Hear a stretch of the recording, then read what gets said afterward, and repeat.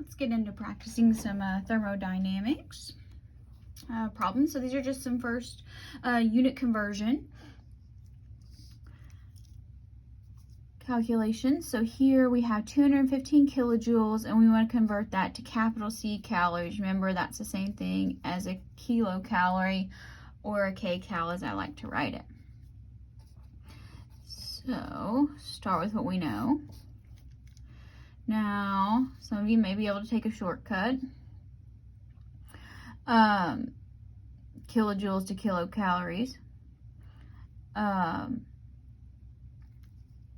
But say we don't know how to do that. So we got to know that our joules to calorie conversion, that's the one you have to know. So here, we are not in joules, we're in kilojoules. So we need to fix that. Oh, it's 1,000 joules, not. So hopefully you said, Dr. B, there's 1,000 joules in 1 kilojoule. Now, we can remember that 4.184 joules is 1 little c calorie. And then we just need to go back to big C calories, or kcals. So yes, the thousands cancel out. That was a shortcut you might have taken, or maybe not. That's okay. Either way, divided by 4.184. So 51.4 is how it works out. And make sure you put the units in the answer.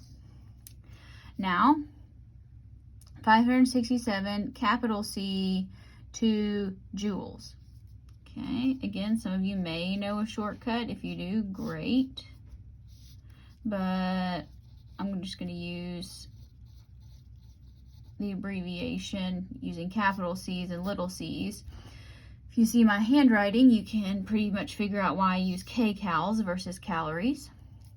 We know that 1 calorie, 4.184 joules, that's the one you have to know. So here, 567, whoa, didn't get that, 567 times 1,000 times 4.184. All right, don't write this whole number.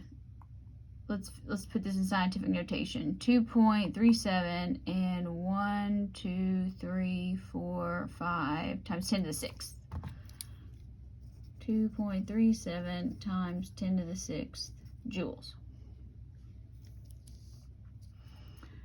Next, converting little c calories to kilojoules. 231 calories. So we need to get over to the joule side. So let's go with 1 calorie, 4.184 joules. Okay, and then there's 1,000 joules in 1 kilojoule.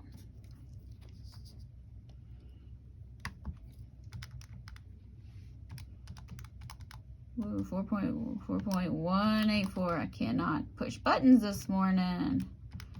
Divided by 1,000, 0.967.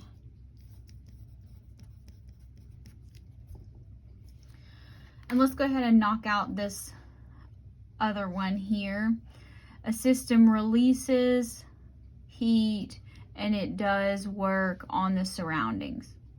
So we want to know the total change of internal energy. So change of internal energy, delta U, equals heat and work. All right. So obviously we're going to have to be we got to figure out what the signs of these. We've got to add them together, but we need to know what's positive and what's negative. So if it releases heat is, so we have the system here, and then here we have the surroundings. So it's leaving the system, going to the surroundings. That's heat. So energy is leaving the system. So the heat is definitely negative. Kilojoules. Plus work. The system does work on the surroundings. So remember, work done by the system.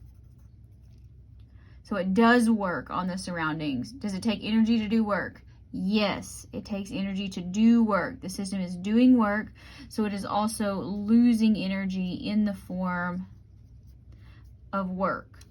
So let's do this. Negative 622 plus negative 105. Negative 727.